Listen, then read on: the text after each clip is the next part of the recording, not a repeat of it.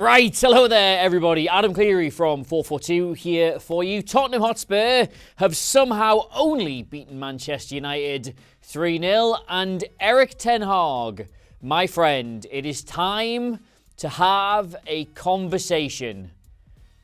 Again. Right, so that was Spurs, that was Manchester United, and you're not going to believe me here, right?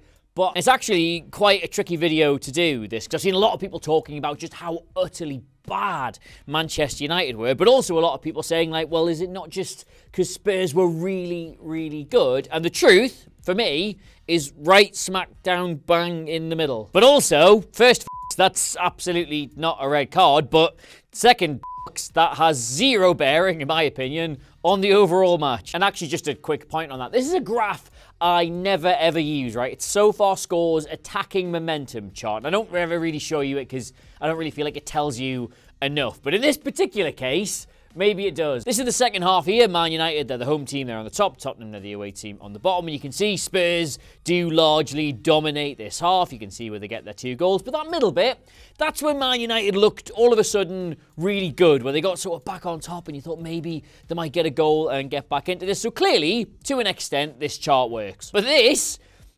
is the first half. Prior to the sending off, Spurs had absolutely dominated this game and were unlucky not to already be 2, 3, or even 4 up at the time. So the red card, bad, terrible, that's a mistake, they should overturn it, but also made no difference. Anyway, sidetrack there. So this is Man United's average positions from just that first half, right?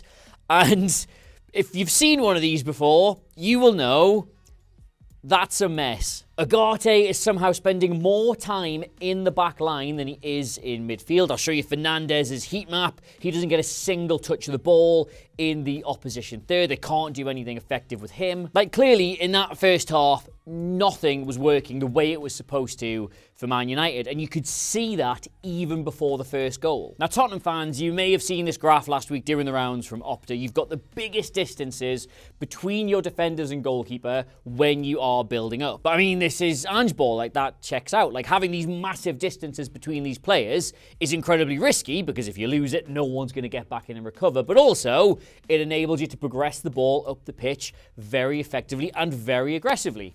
That's what he does, mate. But Tottenham tweaked this ever so slightly and it caused Man United so many problems. Now, Man United, when they defend deep, want to do it in this 4-4-2 shape, but when they press, it sort of morphs into that 4-2-2-2. Like, Bruno Fernandes joins the centre forward and they go right up top. The 2 wide players narrow a bit to sort of like take up this half space and can get involved in the middle, and then you've got 2 more behind them. Now that, in theory, sets you up pretty well against Tottenham because you're kind of man for man across here, because they've usually got 1 pivot. You can have either of your 2 jump onto him if the ball does go in there, safe in the knowledge that all of his safer options are now cut off. It's theoretically a very good pressing trap, that. But all Spurs did to just completely undo this was push the fullbacks on much higher. Now Rashford and Garnacho kind of have to sit a bit further back and a bit deeper, and all of a sudden you've got this huge gap in the centre of the pitch. And you combine that with how big the gap usually is between the centre-backs, and neither Fernandes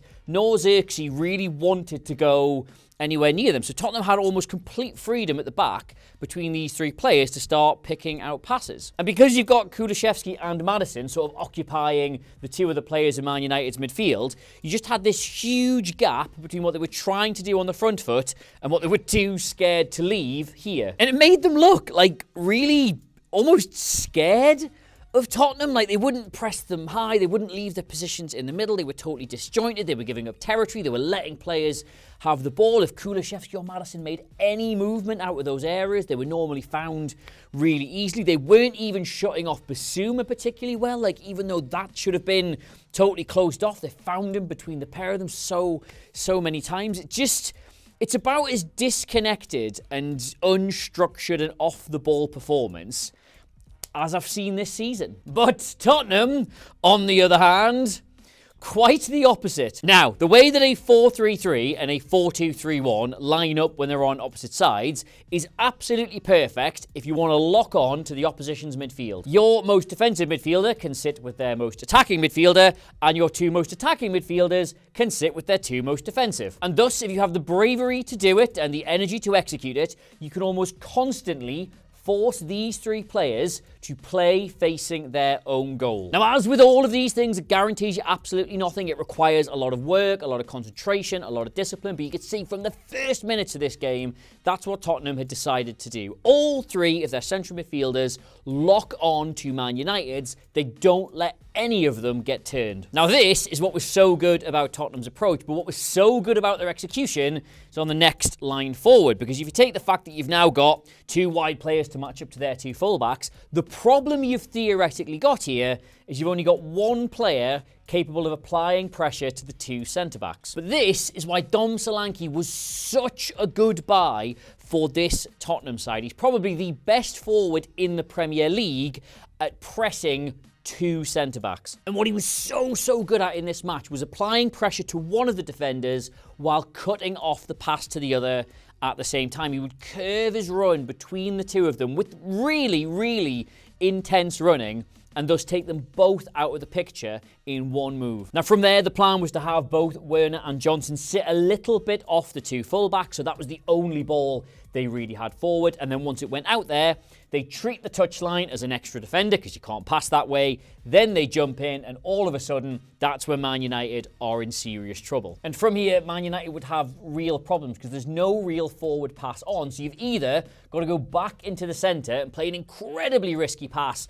to one of your teammates who are now marked, or go all the way back to the goalkeeper who, without time to set himself, because Solanke will continue that press, now has to kick it first time over the press, to which your two centre-backs will gleefully gobble that up. And Spurs, in that first half especially, were just so good at executing this suffocating game plan. Like, this is all the times Man United either gave the ball away with a pass. You can see how many of those are panicked and long, or these little triangles, how many times Spurs just directly took it off them, either by intercepting the pass or winning a tackle. And this here is why I'm like so keen to try and find a balance in this video between criticising Man United and praising Spurs, because this is unbelievably just minging football from Man United, but it's only happening because Spurs are putting them under such specific, such well-executed pressure. Like, if you think back to Man United's best moment in that first half, it was probably that Rashford chance that was offside from the Onana long ball. Like, that's the only game plan Spurs left Man United with. Like, they'll keep a high line, so can we go long over the top of them? We've got Garnacho, we've got Rashford. Can we find them with a ball over the top? And the thing is, while that's kind of a good idea in theory, like, Man United would have been hoping for a situation like this where there's all the space in behind and the fullbacks are slightly further forward, so there's definite gaps for the wide players to go into. Like, it's a good idea, but you've still got to manufacture ways of getting your best passes of the ball time and space in the areas to hit these. These are all the unsuccessful passes of Onana, De Ligt, Martinez, Fernandes, Casemiro, and Eriksen across the 90 minutes. So all of Man United's best passes of the ball. Like, you can clearly see the game plan of just get it, go long, hit them in the space behind, be really direct, punish their high line, but they give it away so many times doing this because that pass is always either slightly panicked, it's a bit rushed, there's someone in their face, they have to do it too quickly, so the wide players haven't got time to begin their runs. Like, it just did not work because Tottenham did not let it work. Like, just to be fair here, these are all those same players' successful passes across the 90 minutes, right? And obviously it's a lot messier and harder to figure out, so I'll leave it on screen for a while here. Have a real look at this. Have a real squint for those long, direct killer balls in behind. Like, there's maybe one or two into Rashford here, like virtually none. I can't see any into Garnacho, none really that get into a really dangerous central area, the way Tottenham was successfully releasing Timo Werner, for example. Like, it's just such a meek, ineffective way of playing in this game. Like, I had Totally Football on the tube in this morning, and I think it's Daniel Story just describes this as exactly how you would play against Tottenham if you'd never seen Tottenham before. And like, I mean, if nothing else, like, forget the tactics and forget the shape. Like, you've got to at least match your opponents for intensity. Like the opening goal, this is where Van der Ven gets the ball. And I'm just, because there's not one static shot, I'm just going to draw you the line of where he runs with it, right? There are at least 4 players who can do something about this. None of them do. And what I think should be deeply, deeply concerning to Man United fans about this goal specifically is 2 things. The first is that Van der Ven did almost this exact same thing against Everton, like turned the ball over in his own half, saw an opportunity to drive it up the pitch, did so, and created a goal from it. Like, he doesn't get into the final third and panic, he doesn't get a nosebleed, he doesn't put his foot on the ball and turn around. Like, when he drives, he drives. But the second thing is that Man United conceded a goal almost exactly like this against Twente just like a couple of days ago. A defender turns the ball over in his own half, then drives forward into all the space between Man United's lines. They don't get a tackle in, they don't deal with it, and yes, Eriksen gets it and they lose it again, but it all comes from this, and they concede a goal. So you're Erik ten Hag, you're going into this game knowing that A, that player likes to do that, and B, your players are vulnerable to that happening. And yet, it happens in 2 minutes. And I think what's kind of getting glossed over about that goal as well is that when he turns that ball over, there is a yard, maybe 2, between Ďalo and Johnson. Like, I think Ďalo is a fantastic player. Like, was he not like Man United's player of the year or something last season? But just look at this. Just want it. Recognize what the player in front of you is going to try and do here and want to stop them. And there's just like a million examples in this game of Spurs wanting to do something, having the drive and the energy to try it, and Man United just kind of looking around and sort of shrugging as it happens. Like, this is Ten Hag's 3rd season, and every time you watch Man United do anything, it's just chaos. And they came up against a team today who was so good at punishing that kind of chaos. 90 minutes in, Brennan Johnson hits the post. What happens 10 seconds earlier?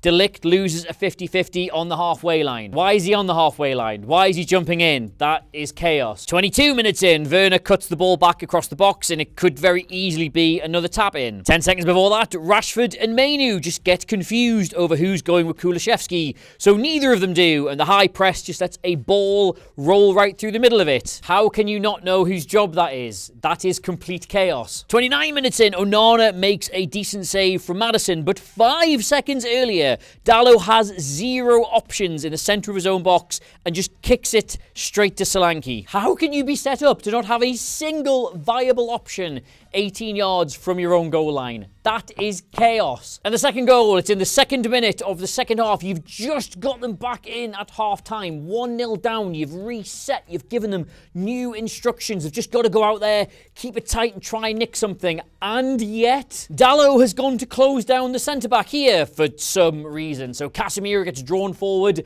and under a ball he can't possibly win for some reason. So Martinez decides, oh, what I'll do is I'll jump forward into this huge space for some reason and leave this yawning maw after I fail, predictably, to get anywhere near this ball. Like, if you're a Man United fan, or even just like a mammal, right, can you look at that exchange and tell me what you think the instructions were at half-time? Because for that to happen immediately at the start of the second half, either the instructions were insane or they were ignored. And if all of last season wasn't one enough, I think this game should be a huge alarm bell to both the fans of Man United and the administration there, because you look at Tottenham, right? A team who were brilliant at the start of last season and then really struggled for a long time and are now slowly picking back up. But through all those peaks and troughs, you could clearly see what their playing identity was, what they were trying to do. When it worked, it was brilliant, and when it didn't work, you could sort of see why. Like, they had a style, they had a personality, they had a brand of football. Enzo Maresca has come straight in at Chelsea, and you can clearly see what he's trying to do. Arne Slot has come straight in at Liverpool, and you can clearly see what he is trying to do. And yet we are coming up to 3 years now of Erik ten Hag, and it is just this shapeless, inconsistent, formless mess of football. Like, have you seen all the insane statistics about this game? Like, Tottenham had a higher XG in this game than Man United have had at Old Trafford all season. It's the highest XG in away teams ever had in the Premier League since Man City went to Norwich. Tottenham created as many big chances in this game as Newcastle did when they beat Sheffield United 8-0. So yes, to Tottenham Hotspur, a massive round of applause from me, and to Manchester United, you could delve into every single digital VFX bank in the world, pull out every single file called fart.mp4, and it still wouldn't be bad enough. But hey, that's obviously just what I think. I'm sure you've got opinions of your own. I would dearly love to hear them in the comments. If you are a Man United fan, do you retain any hope for this manager turning this around? Does he just need another 500 million and then he'll do something with it? Please let us know in the comments below. And Tottenham fans, is this finally the corner being turned? Do you think you're going to go on from here, or is this just a good patch in what's otherwise still quite a rocky little part of your season? All opinions, verse, comment, lyric, heartfelt poems, all of it, welcome down below. And if you are far too good for the comment section, I'm available across all the different social medias at Adam Clery, Clery, on X, formerly known as Twitter, Instagram. Stick it into Google, probably come up some other place as well. It's your life. 442 socials are in the corner of the video. The latest issue of the mag, which I've forgotten, but I'm just going to stick on screen. There that is. If you see that out and about, do pick it up. It's like the best football magazine in the world. And until next time, that's it. That's really, really it. God. Bye.